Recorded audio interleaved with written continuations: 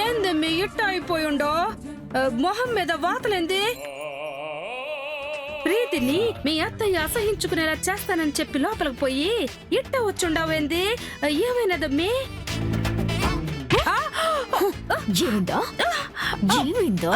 అంతా నీ వల్లే, అంతా నీ వల్లే. దేవుడు, నేనేం చేసుండానమ్మి? డిస్టర్బ్ చేయొద్దని మరీ చెప్తే నాకు ఫోన్ ఎందుకు చేసావు? ఆ ఫోన్ వల్లే నేను దొరికిపోయాను. ఓ నాయనా, నేను నీకు ఫోన్ చేయడం ఏందబ్బే? నా ఫోన్ ఏది? అసలు ఈడ నా ఫోన్ కనిపించట్లేదు కదా. ఫోన్ చేసింది నేనే.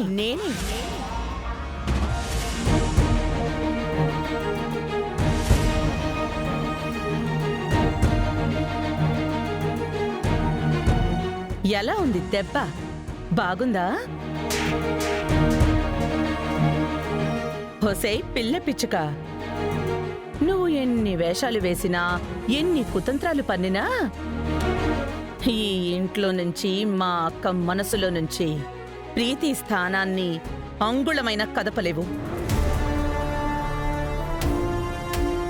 అయినా ఒసే పనికి మాలిందానా, ఈ ఇంట్లో నీ స్థానాన్ని పదిలం చేసుకోవాలంటే నువ్వు మంచిగా మారడం మాత్రమే పరిష్కారం గాని ప్రీతి వ్యక్తిత్వాన్ని చెడ్డగా చూపించటం ఎలా పరిష్కారం అవుతుందనుకున్నావు?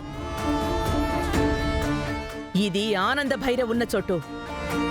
ఇక్కడ నీ ఆటలు ఎప్పటికీ సాగవు, గుర్తుపెట్టుకో. Coming soon. ఈ ఇంటి గడప నుంచి ఎగ్జిట్ అవ్వడానికి, ఆహా కాదు, మెడ పట్టి బయటికి గెంటించుకోవడానికి సిద్ధంగా ఉండు.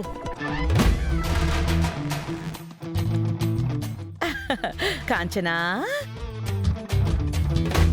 ఇదిగో నీ ఫోన్.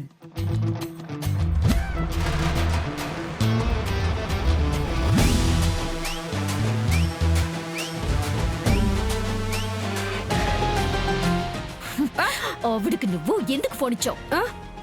అవును మరి, నేను ఇస్తే గాని ఆవిడ నా ఫోన్ తీసుకోలేదు. ఆవిడ తీయాలి అనుకుంటే ఫోన్ ఏంది, మన ప్రాణాలే తీయగలదు. కానీ తీయకుండానే సర్కస్ లో జంతువుల్ని ఆడించినట్టు ఆడిస్తా ఉండాది నిన్ను నన్ను.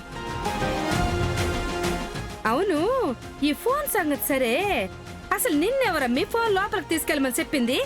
నేను ఫోన్ అలా ఎలా తీసుకెళ్ళాను లోపలికి? అది మోగడం వల్ల కదా నువ్వు దొరికిపోయి ఉండవు.